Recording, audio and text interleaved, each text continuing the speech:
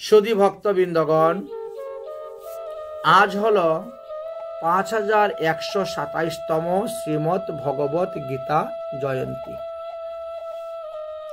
আমরা সবাই জানি যে অর্জুনকে উদ্দেশ্য করে ভগবান শ্রীকৃষ্ণ গীতা বলেছেন, ঠিক না?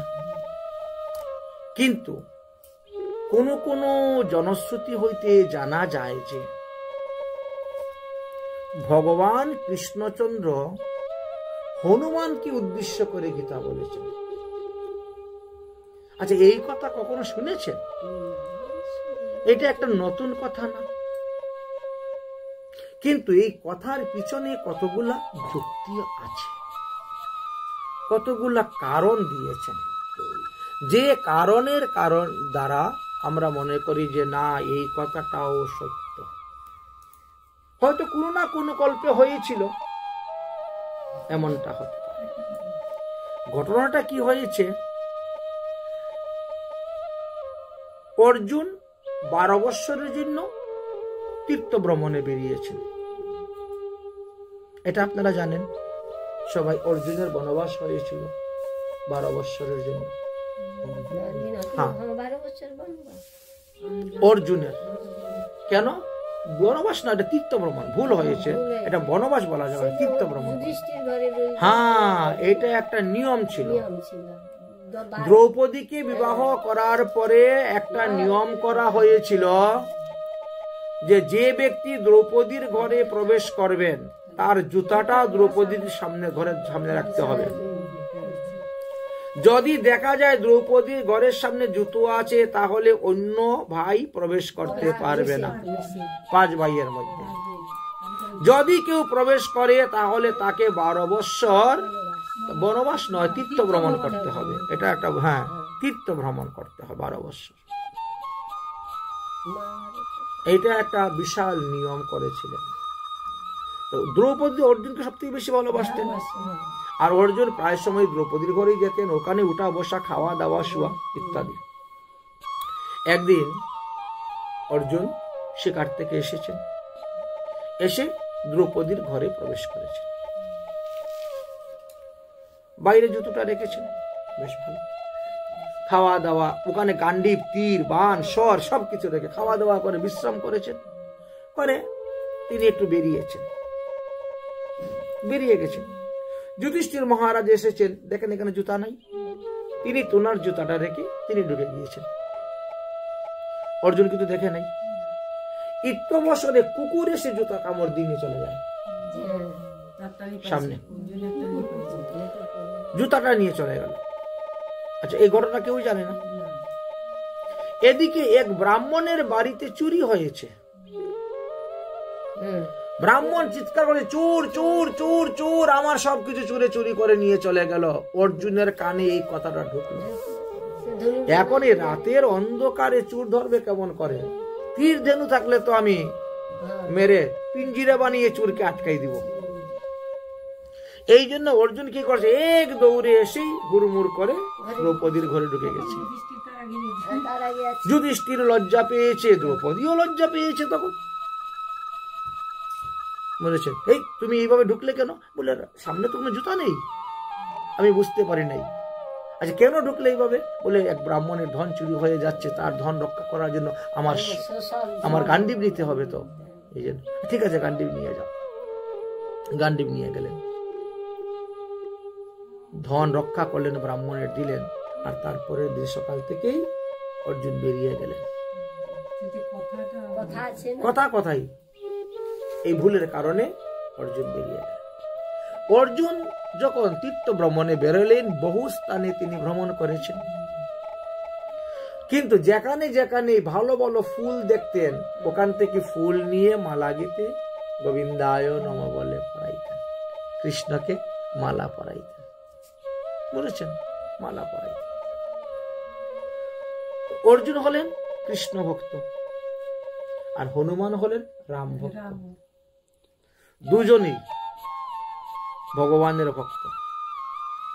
তো হনুমান গাছের থেকে দেখতেছে, যেখানে যেখানে ফুল দেখে অর্জুন সেখানে ফুল তুলে, যেখানে যেখানে ফুল দেখে অর্জুন সেখানে ফুল তুলে। হনুমান তখন একটা সুন্দর ফুল বাগানে গিয়ে গাছের মধ্যে বসে আছে। আসবেই তো এখানে ফুল তুলতে। অর্জুনের তো গাছের আগার দিকে লক্ষ্য নাই, ওনার তো রাস্তার দিকে যাচ্ছেন, দেখলেন একটা সুন্দর বাগান, বেশ কিছু ফুল আছে, উনি ঢুকে ফুল তোলা শুরু করেছেন। হনুমান উপর থেকে ডাকতেছে, কে আমার বাগানে ঢুকে ফুল চুরি করতেছে? অর্জুন বলছে আমি। আর আমি আবার কে? আরে আমি কুন্তি পুত্র অর্জুন। তুমি আমার বাগানে ঢুকে ফুল চুরি করতেছো কেন? কই ফুল চুরি তো করতেছে, বলে কেন চুরি করছে না? ফুলের বাগানের মালিককে না বলে নেওয়াটাই তো চুরি করা। অর্জুন বলতে ফুল চুরি করলে কোনো পাপ হয় না। আরে পাপ পুণ্যের কথা তো আমি তোমাকে বলছি না, আমি তোমাকে বলছি তুমি আমার বাগান থেকে আমাকে না বলে কেন ফুল চুরি করে নিয়ে যাচ্ছ, তার উত্তর দাও। বলছে কৃষ্ণ পূজা করার জন্য। হনুমান মনে মনে চিন্তা করলো যে ওর সঙ্গে একটু মজা করি, বুঝলেন? অনেক সময় অনেক ভক্তরা একটু ঠাট্টা পরিহাস হাসি মজা করে, যারা বুঝে না এরা রেগে যায়, আর যারা বুঝে তো বুঝলে। হনুমান তখন বলছে, ও কৃষ্ণ এক চুর, তুমি আরেক চুর, বুঝেছেন? তো চুরের পূজা তো চুরি করেই করবে, চুরের পূজা তো চুরিই করে। অর্জুনের তো গায়ে লেগে গেছে কথাটা। তুমি আমাকে চুর বলো, কিন্তু আমার প্রভুকে চুর বলো, এটা তোমার ঠিক হলো না। হনুমান মুখ সামলিয়ে কথা বলো, তুমি আমার প্রভুকে চুর বলো। বলে কেন বলবো না কেন? উনি মাখন চুরি করে নাই? উনি ব্রজগোপীদের ঘরে মাখন চুরি করেছে, শিকার যাও, হ্যাঁ করেছে। তাহলে গোপীদের বসন চুরি করে নাই? করেছে। গোপীদের মন চুরি করে নাই? করেছে। আচ্ছা, মহাজনগঞ্জ লিখেছে ব্রজে প্রসিদ্ধ নবনীত চৌরম, ব্রজে প্রসিদ্ধ নবনীত চৌরম, গোপাঙ্গনা নাম দুর্কুল চৌরম, অনেক জন্মার্জিত পাপ চৌরম। বলছে তো চুরের কথা। শ্রী রাধিকা হৃদয়স্ব চৌরম, কোথায় কই করে নাই? চুরকে চুর বললে আবার কিসের পাপ, কিসের অপরাধ? আমি কি মিথ্যা কথা বলছি? তুমি এক চুর, তোমার প্রভু হলো আরেক চুর, ওই দুই চুরে বন্ধুত্ব করেছ, সখা সৈক্য ভাব। অর্জুনের তো খুব রাগ হচ্ছে। হ্যাঁ, বলছে শুধু খালি আমার ভগবানই চুরি করেছে, তোমার ভগবান চুরি করে নাই?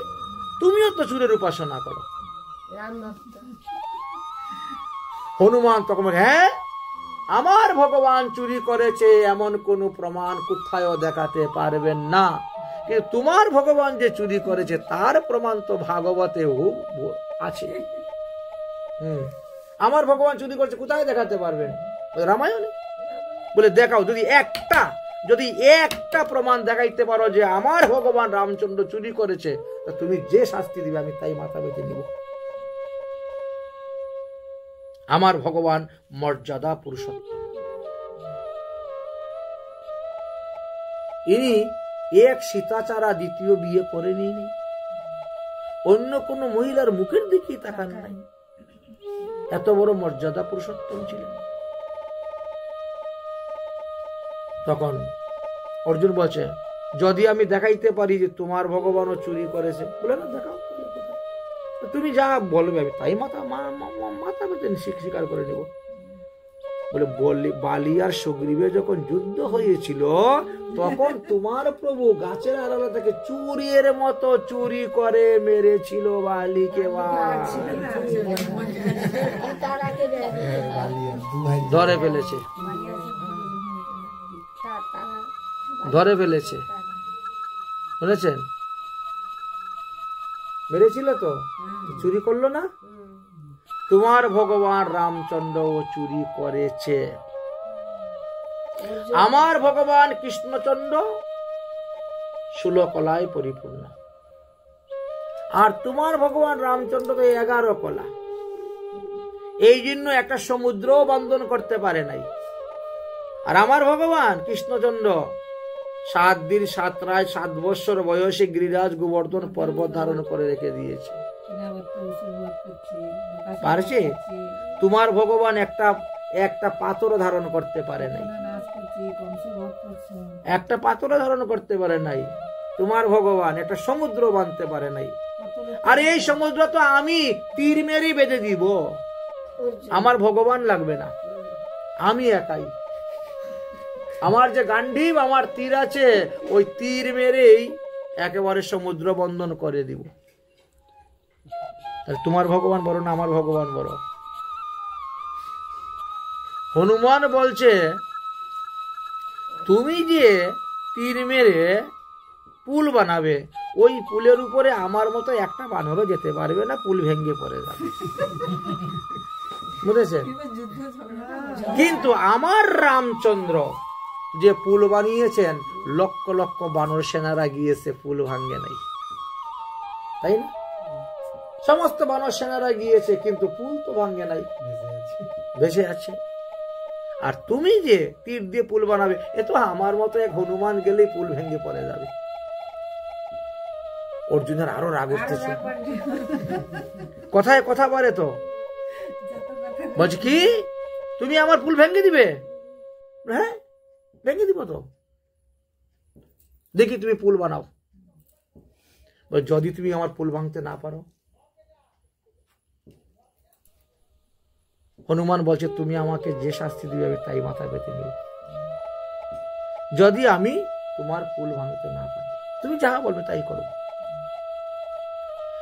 আর যদি আমি তোমার পুল ভেঙে দেই, তাহলে কি করবে বলো তো অর্জুন? অর্জুন বলছে, তাহলে আমি সহস্তে চিতা জ্বালিয়ে অগ্নিতে প্রবেশ করব। ক্ষত্রিয়ের রাখত, সহস্তে চিতা জ্বালিয়ে অগ্নিতে প্রবেশ করব আমি, যদি তুমি আমার পুল ভেঙে দাও। ঠিক আছে, শুরু হলো। এইবার অর্জুন আচমন করলেন, মন্ত্র জপ করলেন, পরে গান্ডীব নিয়ে মারলেন বাণ। একেবারে পুল তৈরি হয়ে গিয়েছে, পুল তৈরি হয়ে গেছে। যাও হনুমান, দেখি তুমি যদি আমার পুল ভাঙতে পারো, তাহলে আমি আজকে সহস্তে চিতা জ্বালিয়ে অগ্নিতে প্রবেশ করব, এই মুখ দেখাবো না। ঠিক আছে। হনুমান তখন কি করছে, বড় বড় পাথর এনে পায়ের মধ্যে বেঁধেছে। মনে করছে আমার দ্বারা তো হবে না। হ্যাঁ, মানে কুইন্টাল কুইন্টাল ওজন বড় বড় পাথর হাঁটুর মধ্যে বেঁধেছে, কোমরের মধ্যে বেঁধেছে, পিঠের মধ্যে বেঁধেছে, ঘাড়ের মধ্যে নিয়েছে, মাথার মধ্যে নিয়েছে। মানে কত টন যে ওজন হবে তার অন্ত নাই। নিয়ে হনুমান পুলের উপর দিয়ে হাঁটা শুরু হয়েছে। পুল তো ভাঙে না, পুলের উপর দিয়ে হাঁটা শুরু হয়েছে। হাঁটতে হাঁটতে পুলের মধ্যেখানে চলে গেছে। মধ্যেখানে গিয়েই যেই ঝাঁকি মেরেছে, এমনি পুল ভেঙে গেছে। পুল ভেঙে গেছে। হনুমান তো শূন্য উড়ে চলে এসেছে, পাথর সব ফেলে দিয়েছে সমুদ্রে। হনুমান উড়ে চলে এসেছে। কি অর্জুন, তোমার পুল তো আমি ভেঙে দিলাম, পুল তো ভেঙে দিলাম। অর্জুন বলছে, ঠিক আছে, তুমি যখন পুল ভেঙে দিয়েছো, কথা কথায় শুকনো কাঠ জঙ্গল থেকে এনে সংগ্রহ করতেছে। শুকনো কাঠ আগুন জ্বালিয়ে চিতায় প্রবেশ করে। হনুমান তখন বড় বিপদে পড়ে গেছি, হাস্য পরিহাস্য করতে গিয়ে তো এখন দেখি ওর প্রাণ চলে যাবে, বিপদে পড়ে গেছি। আরে অর্জুন, আমি তোমার সঙ্গে মজা করেছি না, তোমাকে মরতে হবে না। আমি মরবো, কথা কথাই, আমি ক্ষত্রিয়। অনেক বুঝাইলেন হনুমান, তোমার সঙ্গে হাস্য পরিহাস্য করেছি, মজা করেছি, কিন্তু না, মানতে রাজি নয়। এখন কি করবেন? হনুমান বড় বিপদে পড়ে গেলেন। পরে তিনি ভগবান শ্রীকৃষ্ণকে স্মরণ করতেছেন। হে প্রভু, হে প্রভু, তুমি এসে তোমার ভক্তকে রক্ষা করো। মানে আমি হাসি মজা করতে গিয়ে এখন তো তোমার ভক্ত অগ্নিতে প্রবেশ করে প্রাণ দিতে প্রস্তুত। তুমি আসো প্রভু, আসো, তুমি এসে তোমার ভক্তকে রক্ষা করো। তোমার কথাই তোমার ভক্ত শুনবে, তোমার কথাই তোমার ভক্ত মানবে, আমার কথা শুনবে, শুনে না। ভগবান তখন কি করেছেন, বৃদ্ধ ব্রাহ্মণের বেশ ধরে লাঠি ভর দিয়ে দিয়ে আসতে শুরু করেছেন। ওই স্থানে এসে উপস্থিত হয়েছেন। উপস্থিত হয়ে জিজ্ঞেস করছেন, এখানে কে মারা গিয়েছে, কার জন্য চিতা সাজানো হচ্ছে? মৃত ব্যক্তি তো দেখতে পাচ্ছি না। মানুষ তো আগে মরা শ্মশানে নিয়ে যায়, তারপরে চিতা সাজায়, বলেছেন। মৃত ব্যক্তি তো কেউ দেখতে পাচ্ছি না, কে মারা গিয়েছে, কার জন্য চিতা সাজানো হচ্ছে? কে তুমি? আমি কুন্তী পুত্র অর্জুন। মরাটা কে? এখানে তো হনুমান তো দেখেই চিনা যাচ্ছে, হনুমানকে সবাই চিনে দেখলি। মরাটাকে বলে, মরাটরা কেউ নেই, আমি মরব। তুমি মরবে কেন? এই যুবক ছেলে, অল্প বয়সে তুমি কোন দুঃখে মারা যেতে পারে? প্রতিজ্ঞা। কি প্রতিজ্ঞা? কিসের প্রতিজ্ঞা? কার সঙ্গে প্রতিজ্ঞা করেছে? ভগবান যেন কিছুই জানে না। এই হনুমানের সঙ্গে। হনুমান আমার কৃষ্ণকে কত গালি দিয়েছে, চুর বলে। আমিও তাকে গালি দিয়েছি, কথায় কথা বাড়ছে, কথায়। তারপরে কথা বাড়তে বাড়তে এমন হয়েছিল, আমি বলছি, আর তোমার ভগবান ছোট, আমার ভগবান বড়। তোমার ভগবান একটা সমুদ্রের পুল তৈরি করতে পারেনি, আর সেই পুল আমি তীর দিয়ে তৈরি করতে পারব। হনুমান বলছে, তোমার পুলে দিয়ে একটা বানরও যেতে পারবে না, ভেঙে পড়ে যাবে। আমি বললাম, যদি আমার পুল কোনো বানরে ভেঙে দিতে পারে, তাহলে আমি নিজের হাতে চিতা জ্বালিয়ে অগ্নিতে প্রবেশ করব। এই তো কথা। সেই অনুসারে হনুমান আমার পুল ভেঙে দিয়েছে, তাই আমি অগ্নিতে প্রবেশ করার জন্য প্রস্তুত হচ্ছি। ভগবান তো বৃদ্ধ ব্রাহ্মণের ধরে এসেছেন, বলছেন, সাক্ষীকে? তুমি যে পুল বানিয়েছ, তা সাক্ষীকে? আর হনুমান যে পুল ভেঙেছে, তা বা দেখেছে কে? সাক্ষীকে? বলে, না, আমরা দুজনই দুজনা সাক্ষী। বলে, দুজনা সাক্ষী হয় না কখনো, তৃতীয় ব্যক্তি একজন দরকার আছে। হ্যাঁ, এটাই নিয়ম। তৃতীয় ব্যক্তি না ছাড়া তো এখানে বিচারটা হবে কেমন করে? আমি বিচার করব কেমন করে? আচ্ছা, শুনো শুনো একটা কথা। একবার হারাকে হারা বলে না, 3 বার যদি কেউ হেরে যায়, তাকে বলা হয় হারা। এখন আমি সাক্ষী আছি, আমি সামনে দাঁড়াইলাম, সাক্ষী আছি। অর্জুন, তুমি আবার পুল বানাও তীর দিয়ে। হনুমান আবার উঠুক। যদি দেখি হনুমানে তোমার পুল ভেঙে দিয়েছে, তাহলে তুমি অবশ্যই অগ্নিতে প্রবেশ করবে, অবশ্যই প্রবেশ করবে।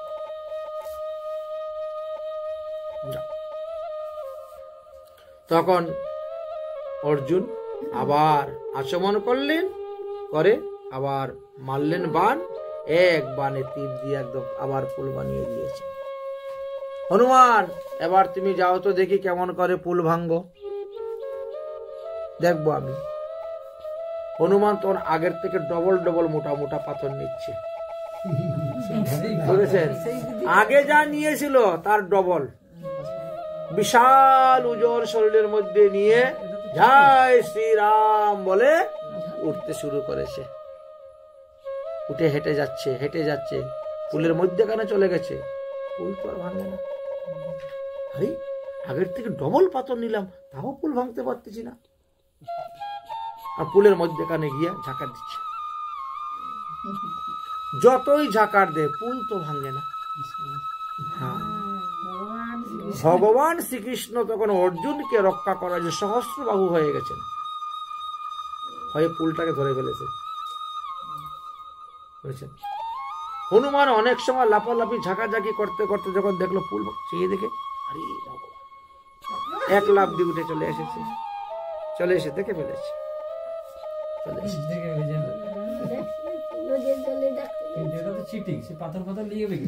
হ্যাঁ, তো ভগবানও সিটিং এর সঙ্গে সিটিং করলো। এই যে শটং সাহিত্যের সমাচারে ছোট লোকের সঙ্গে ছোটতা করতে হবে, পারল না। ভগবান এই এক অংশে তো অর্জুনের কাছে দাঁড়িয়ে আছেন, বৃদ্ধ ব্রাহ্মণের বেশ ধারণ করে, অর্জুনও দেখতে পায় নাই, অর্জুনও দেখতে পায় নাই, বুঝেছেন? এবার কি হলো? হনুমান তুমি তো ভাঙতে পারলে না অর্জুনের তীরের পুলটা, তো ভাঙতে পারলে না তুমি, এবার বলো তোমাকে কি শাস্তি দেওয়া হবে? হনুমান বলছে আমি তো আগেই বলেছি অর্জুন যে শাস্তি দিবে তাই আমি মাথা পেতে নিব, এটাই তো আমার আগের থেকেই বলা। ভগবান তো ছদ্মবেশে বলছে অর্জুন বলো তুমি তাকে কি শাস্তি দিবে? অর্জুন বলছে আপনি তো তৃতীয় ব্যক্তি, ব্রাহ্মণ মানুষ, আপনি যা শাস্তি দিবার দেন হনুমান। ভগবান তোমার বলছে হনুমান আমি দেখতেছি ভবিষ্যতে কুরু পাণ্ডবের মধ্যে একটা যুদ্ধ হবে, কুরুক্ষেত্রে বিশাল যুদ্ধ হবে। ওই যুদ্ধের সময় তোমাকে অর্জুনের রথের উপরে থাকতে হইবে, এটাই তোমার পানিশমেন্ট। অর্জুনের রথের উপরেই তোমাকে থাকতে হবে। অর্জুন বলছে ও আমার রথের উপরে থাকে কি লাভ? ও যদি আমার সঙ্গে থেকে আমার পক্ষ হয়ে যুদ্ধ করে তবে তো লাভ, যুদ্ধের দরকার নেই। ও তোমার ধ্বজার উপরে থাকলেই তোমার লাভ আছে, অর্জুনের রথের উপর ধ্বজাতে থাকলে পরেই লাভ আছে, বুঝেছেন? বলে কেন? বলে শুনো, যুদ্ধের নিয়ম আছে। যুদ্ধক্ষেত্রে রথী যখন রথ নিয়ে যাবে তখন বিপক্ষীয় যোদ্ধা কি করে, প্রথমেই তার রথের উপরের ধ্বজা কেটে ফেলে দেয়, বান মেরে, তীর মেরে। কেন? রথের ধ্বজা যদি কেউ কেটে ফেলে দেয় তাহলে এই রথ আর সামনে অগ্রসর হতে পারবে না, এটা নিয়ম যুদ্ধের। রথের ধ্বজ যদি কেউ পড়ে যায়, ভেঙে যায়, তাহলে সে আর সামনে অগ্রসর হয়ে যুদ্ধ করতে পারবে না। তোমার রথ তো সমস্ত মাঠের মধ্যে দৌড়িয়ে নিয়ে যেতে হবে, তোমার ধ্বজ পড়ে গেলে তো হবে না। অর্থাৎ রথের ধ্বজে থাকবে হনুমান, যত বান যাবে, তীর যাবে, সব হনুমান ধরে ফেলবে, বুঝেছেন? তাহলে তোমার রথের ধ্বজ আর পড়বে না, রথের ধ্বজ ঠিকই থাকবে। এই জন্য বলছি তোমার রথের উপরে ধ্বজায় থাকবে হনুমান বসা। কারণটা কোথার থেকে আসছে এখন দেখেন, হনুমান। অতএব হনুমান কথা পাক্কা হয়ে গেল, কুরুক্ষেত্রে যুদ্ধের সময়ে তুমি অর্জুনের রথের উপরে থাকবে ধ্বজায়।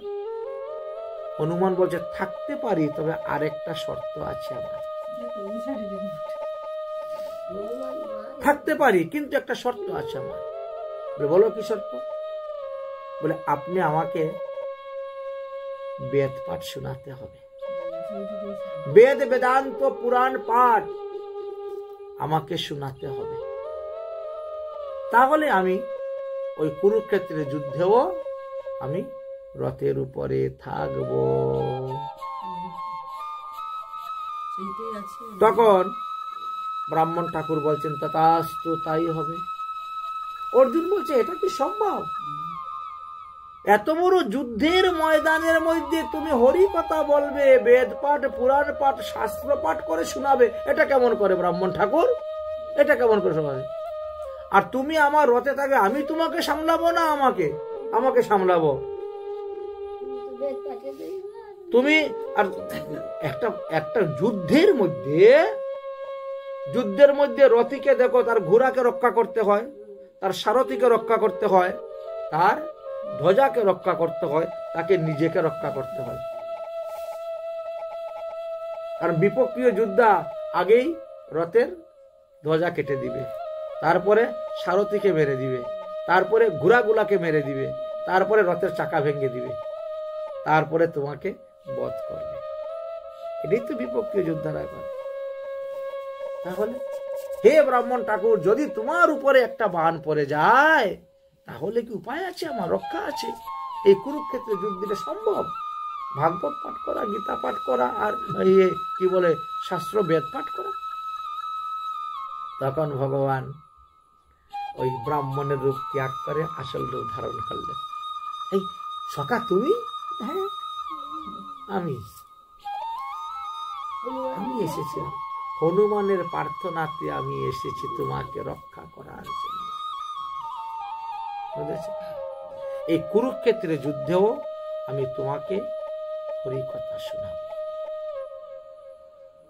বেদ পাঠ শোনাবো। এই গীতাটা তো সম্পূর্ণ উপনিষদ, বলছেন না? বেদের একটা অংশ হলো উপনিষদ। ভগবান শ্রীকৃষ্ণচন্দ্র যখন দ্বারকা লীলা করছিলেন তখন তো তিনি প্রতিদিন উপনিষদ পাঠ করতেন। আর ওই উপনিষদের সারবস্তু হলো এই গীতা। তাহলে ভগবান কাকে লক্ষ্য করে শুনাইলেন? তার আসল শ্রোতাকে, হনুমান। এই গীতা পাঠের আসল শ্রোতা, গীতা পাঠ শ্রবণ করেছেন হনুমানজি। ইনি হলেন প্রথম শ্রোতা। অর্জুনকে নিমিত্ত করে বলা হয়েছে, কিন্তু শ্রোতা হলেন, এক নম্বর শ্রোতা হলেন হনুমান। 18 দিনের যুদ্ধ, 18 অধ্যায় গীতা, মুখ্য কারণ পাওয়া গেল। বলেছেন এইভাবে অনেক অনেক তত্ত্বকথাই জানা যায় জনশ্রুতির মাধ্যমে। বুঝছেন? জানা যায়। হয়তো এই কল্পে হয় না, অন্য কল্পে হয়েছে, এমন তো হতে পারে, কিন্তু অবিশ্বাস করা যাবে না। বুঝেছেন? কোন না কোন কল্পে এরকম হয়েছে, হয়েছে। হ্যাঁ, কপিধ্বজ, আপনি অর্জুনের রথের নামই এক কথায়, অর্জুনের রথ হলো কপিধ্বজ, আর ভগবান শ্রীকৃষ্ণের রথ গরুড়ধ্বজ। মহাভারতের মধ্যে আছে। তাহলে এই যে শ্রীমৎ ভগবত গীতা 5127 বৎসর পূর্বে আবির্ভাব হয়েছিলেন, ব্যাসদেব রচনা করেছেন। তো ব্যাসদেব তো ভগবানের 17তম অবতার। ভাগবতে ভগবানের 24টি অবতারের কথা বলেছেন, আর এই 24টি অবতারের মধ্যে 17 নম্বর অবতার হলেন ব্যাসদেব। তো ভগবানই ভগবানের বাণী, ভগবানই ভগবানের কথা, ভগবানই ভগবানের লীলা লিখে গিয়েছেন। ওখানে তো ভুল হওয়ার কোনো কারণই নাই। ভুল, প্রমাদ, বিপ্রলিশ্য, কর্ণ প্রবতা আদি কোনো দোষ নাই সেখানে, নির্দোষ। তাই এই যে নাম অপরাধ, ধাম অপরাধ, সেবা অপরাধ, বৈষ্ণব অপরাধ যা কিছু আছে আমাদের গীতা পাঠের দ্বারা কিন্তু ওইসব খণ্ডন হয়ে যায়, খণ্ডন হয়ে যায়। আপনি প্রতিদিন একটা যদি গীতা শ্লোক পড়েন তাও লাভ আছে, তবে বুঝে পড়লে তো লাভটা বেশি হয়। কিন্তু কিছু লোক আছে তারা মনে করে কি, আরে যদি ভুল হয় আমার অপরাধ হবে, পাপ হইবে, বাবা আমি গীতা পড়বই না। কিন্তু এই সিদ্ধান্তটাই ভুল। এই কথাটা যারা মনে করে তাদের এই সিদ্ধান্তটাই ভুল। দেখো, চণ্ডী পাঠে ভুল করলে চণ্ডী আপনাকে ছাড়বে না, কিন্তু গীতা পাঠে যদি ভুল করেন ভগবানে ছেড়ে দেয়, মাপ আছে। কেন? ভগবান হলেন ভাবগ্রাহী। ভাব ইচ্ছন্তি ভগবান। ভগবান বিধি দেখে না, বিধান দেখে না, মন্ত্রের শুদ্ধ অশুদ্ধ দেখেন না। ভগবান দেখেন ভক্তি, ভাব। সে ভাবের দ্বারা আমার সেবা করে যাচ্ছে, ভক্তির দ্বারা আমার সেবা করে যাচ্ছে, পূজা করে যাচ্ছে, এতেই সন্তুষ্ট ভগবান। তার উদাহরণটা কোথায় আছে? চৈতন্য চরিতামৃত গ্রন্থে, চৈতন্য ভাগবত। মহাপ্রভু সন্ন্যাস গ্রহণের পর দক্ষিণ ভারত ভ্রমণ করতে গিয়েছিলেন। 6 বৎসর দক্ষিণ ভারত ভ্রমণ করেছিলেন। দক্ষিণ ভারত ভ্রমণ করতে করতে তিনি যখন রঙ্গনাথজি মন্দিরে গিয়েছিলেন। তখন সেখানে বিভীষণ নামক এক গীতা পাঠ ছিলেন, ব্রাহ্মণ। বিভীষণ নামে ব্রাহ্মণ ছিলেন। উনি বসে গীতা পাঠ করতেছেন, কিন্তু সমস্ত ভুল। গীতা পাঠের মানে একটা লাইনও শুদ্ধ নয়, সব লাইনই ভুল। হয়তো অনুষ্কার উচ্চারণে ভুল, মানে বিসর্গের উচ্চারণে ভুল, নাহলে উপরে মাত্রা উচ্চারণে ভুল, উচ্চারণে ভুল। আশেপাশের পণ্ডিত যারা, এরা শুনে পরিহাস করে, উপহাস করে, ঠাট্টা করে। কিন্তু ওই বিভীষণ নামক ব্রাহ্মণ, উনি গীতা পাঠ ছাড়ছেন না। মহাপ্রভু গিয়েছেন রঙ্গনাথজি দর্শন করতে, দেখেন গীতা পাঠ হচ্ছে, ওখানে মহাপ্রভু দণ্ডবোধ করে বসে গেছেন গীতা পাঠ শোনার জন্য। মহাপ্রভু বসে গেছে। ওই বিভীষণ ব্রাহ্মণ যত গীতা পাঠ করে, ততই সে হাউ হাউ করে কান্না করে আর গীতা পাঠ করে। চোখের জল মুছে আবার গীতা পাঠ করে, চোখের জল মুছে আবার গীতা পাঠ করে। মহাপ্রভু মনে মনে চিন্তা করলেন, গীতার 700টা শ্লোক, এই 700 শ্লোকের মধ্যে এমন কোন শ্লোক তার এতটা ভালো লাগলো যে সে ভুল গীতা পাঠ করেও গীতা পাঠ ছাড়তেছে না, খালি পাঠ করেই যাচ্ছে, করেই যাচ্ছে, করেই যাচ্ছে। এখন গীতা পাঠ শেষ না হইলে তো তাকে প্রশ্ন করা যায় না। এটা মহাপ্রভুর মনে একটা আগ্রহ যে গীতার 700 শ্লোকের মধ্যে কোন শ্লোকটা তার অন্তরের মধ্যে এমন ধাক্কা মেরেছে যে সে খালি কান্নাই করে আর গীতা পাঠ করে, কান্না করে গীতা পাঠ করে। যখন পাঠ শেষ হইল, তখন দণ্ডবত প্রণাম করে মহাপ্রভু বললেন, হে পাঠক মশাই, হে ব্রাহ্মণ ঠাকুর, গীতার কোন শ্লোকের তাৎপর্যটা আপনার মনের মধ্যে এমন ধাক্কা দিয়েছে যে আপনি শুধু কান্নাই করতেছেন, আপনার দেহে নির্বেদ উপস্থিত হয়ে গেছে? বলেন কোন শ্লোক? উনি বলছে, আমি তো গীতার শ্লোকের অর্থই কিচ্ছু বুঝি না। গীতা যে পড়ি, শ্লোকের অর্থ আমি কিচ্ছু বুঝি না। বুঝো না তাহলে তোমারই ভাব, তোমারই প্রেম, তোমারই কান্না, তোমারই ভক্তি কোথা থেকে আসবে? গুরু কৃপা। গুরুদেব আমাকে বলে গেছেন, বাবা বুঝিস আর না বুঝিস, প্রতিদিন 1 অধ্যায় গীতা পাঠ করিস। প্রতিদিন ভুল হোক শুদ্ধ হোক যা হোক, গীতা পাঠ করে যাবে প্রতিদিন 1 অধ্যায়। গুরুর আদেশ অনুসারে আমি গীতা পাঠ আরম্ভ করেছি। কিছুদিন গীতা পাঠ করার পরে কি হয়েছে, গীতা যখন আমি পাঠ করি, তখন গীতার এই যে শ্লোক আছে, শ্লোকের মধ্যেখানে আমি দেখি কৃষ্ণ বসে আছেন আর অর্জুনকে বলতেছেন। আমরা যে গীতার উপরে দেখি, গীতার উপরে একটা কাগজ আছে যে কৃষ্ণ অর্জুনকে গীতা উপদেশ দিচ্ছে, আর উনি প্রতিটা লাইনের, প্রতিটা শ্লোকের মধ্যেখানে দেখতে পান, প্রতিটা শ্লোকের মধ্যেখানে, এবং সাক্ষাৎ দেখতে পাচ্ছে কৃষ্ণ হাত নাড়াচ্ছেন, মুখ নাড়াচ্ছেন, কথা বলছেন, এদিকে তাকাচ্ছেন, ওদিকে তাকাচ্ছেন, অর্জুনকে বলতেছেন। এই কৃষ্ণকে দেখে, এই ভাব অর্জুনকে দেখে আমার এই কান্না, আমার এই ভাব। আমি কিন্তু অর্থ একটাও বুঝি না, গীতার শ্লোকও বলেছেন ভাব। তো যতক্ষণ আমি গীতা পাঠ করবো ততক্ষণই তো ভগবানকে দেখবো। এই জন্য আমি পাঠ ছাড়ি না। আমার ভুল পাঠ হওয়া সত্ত্বেও লোকে আমাকে উপহাস্য করতেছে, পরিহাস করতেছে, ঠাট্টা করতেছে, করো যা যা করে, কিন্তু আমি যতক্ষণ গীতা পাঠ করবো ততক্ষণই তো ভগবানকে দেখবো, অর্জুনকে দেখবো। এই জন্য আমি গীতা পাঠ করেই যাই। মহাপ্রভু বললেন, তুমি হলে যথার্থ গীতা পাঠক। এর দ্বারা প্রমাণিত হলো, ভুল হোক তথাপিও আপনি গীতা পাঠ করে যান, আপনার অপরাধ হইবে না, পাপ হইবে না। ভগবান আপনাকে শাস্তি দিবে না, দণ্ড দিবে না, পাশ্চিত্য করাবে না। যেভাবে আপনি এই তো